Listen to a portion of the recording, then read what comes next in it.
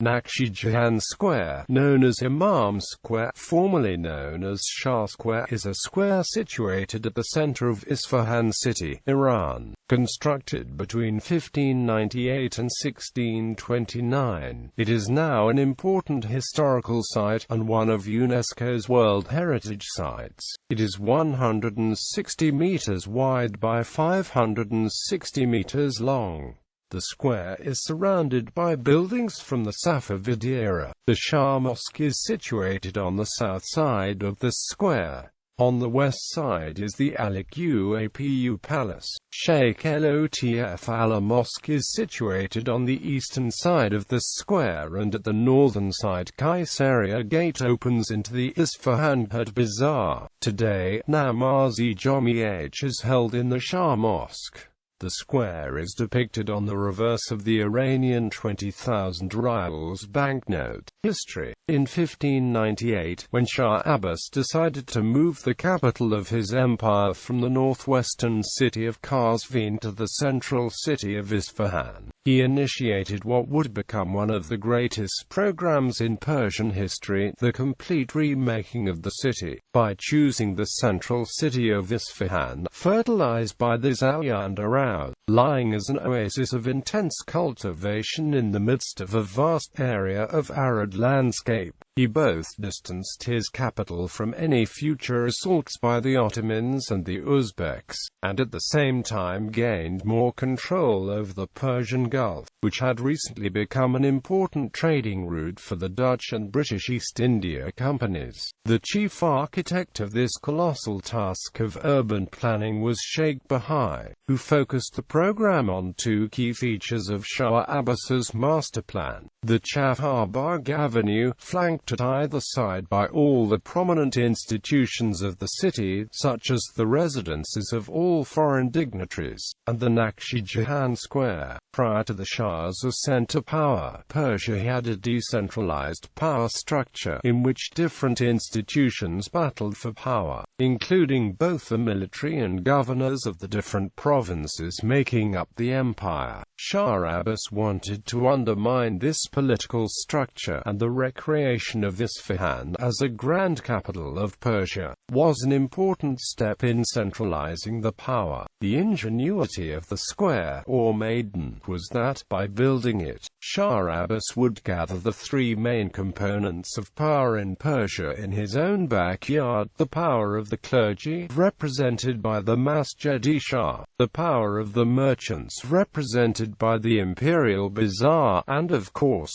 the power of the Shah himself, residing in the Al-Qapu Palace. Maidan, the royal square.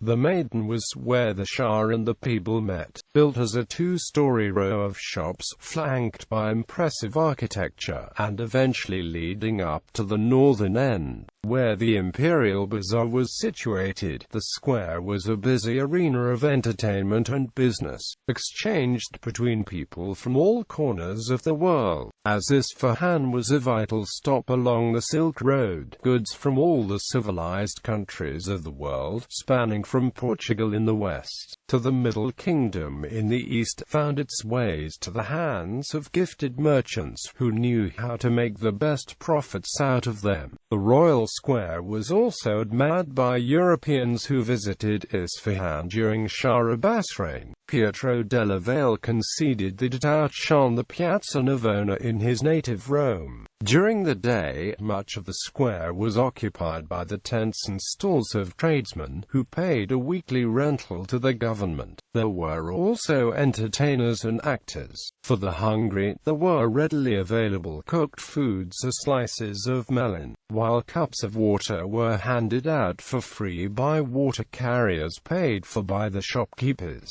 At the entrance to the Imperial Bazaar, there were coffee houses, where people could relax over a cup of fresh coffee and a water pipe. These shops can still be found today, although the drink in fashion for the past century has been tea, rather than coffee. At dusk, the shopkeepers packed up, and the huzz and buzz of tradesmen and eager shoppers bargaining over the prices of goods would be given over to dervishes, mummers, jugglers, puppet players, acrobats and prostitutes.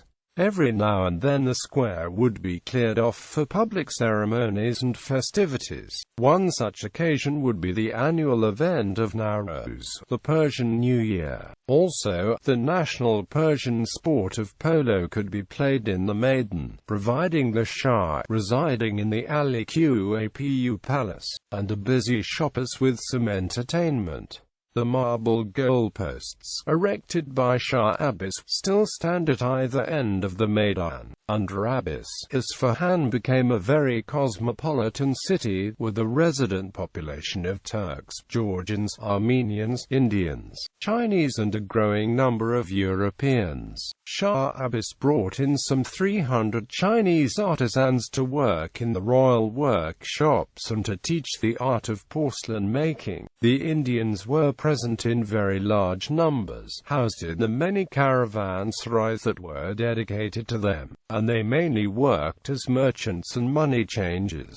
The Europeans were there as merchants, Roman Catholic missionaries, artists and craftsmen. Even soldiers, usually with expertise in artillery, would make the journey from Europe to Persia to make a living. The Portuguese ambassador, de Gouve, once stated that, also, many historians have wondered about the peculiar orientation of the Maidan. Unlike most buildings of importance, this square did not lie in alignment with Mecca, so that when entering the entrance portal of the Shah Mosque, one makes, almost without realizing it, the half-right turn which enables the main court within to face Mecca. Donald Wilber gives the most plausible explanation to this. The vision of Sheikh Baha'i was for the mosque to be visible wherever in the Maidan a person was situated. Had the axis of the Maidan coincided with the axis of Mecca, the dome of the mosque would have been concealed from view by the towering entrance portal leading to it. By creating an angle between them, the two parts of the building, the entrance portal and the dome, are in perfect view for everyone within the square to admire. Masjid-e Shah, the pinnacle of Safavid architecture, the crown jewel in the Naqsh-e Jahan Square, was the Masjid-e Shah, which would replace the much older Jama' Mosque in conducting the Friday prayers.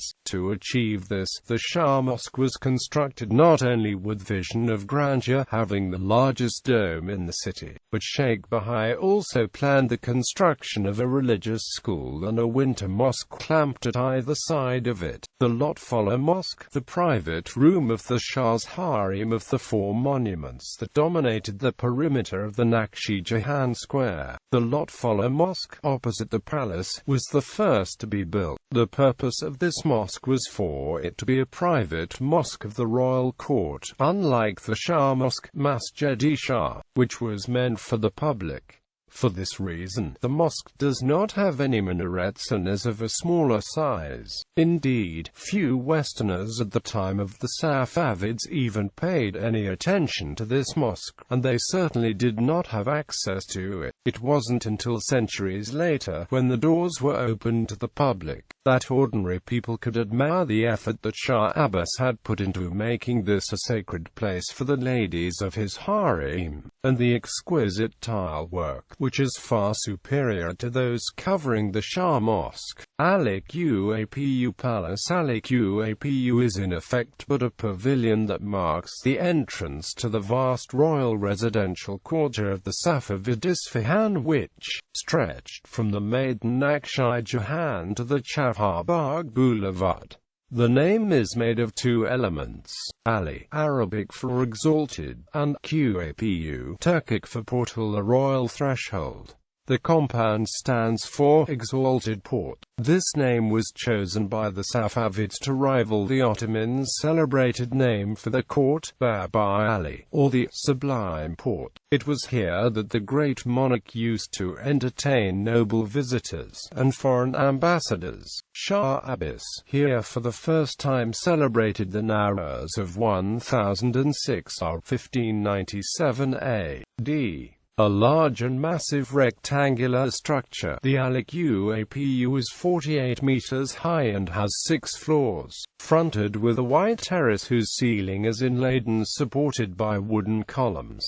On the 6th floor, the royal reception and banquets were held. The largest rooms are found on this floor. The stucco decoration of the banquet hall abounds in motif of various vessels and cups. The 6th floor was popularly called as it was here that various ensembles performed music and sang songs. For the upper galleries, the Safavid ruler watched polo games, maneuvers and horse racing below in the Naqsh-e Jahan Square. The Imperial Bazaar. The Bazaar of Isfahan is a historical market and one of the oldest and largest bazaars of the Middle East. Although the present structure dates back to the Safavid era, parts of it are more than 1,000 years old, dating back to the Seljuk dynasty. It is a vaulted 2-kilometer street linking the old city with the new. Panoramic views. 360-degree view of the Masjid-e Shah and the Naqsh-e Jahan Square at night.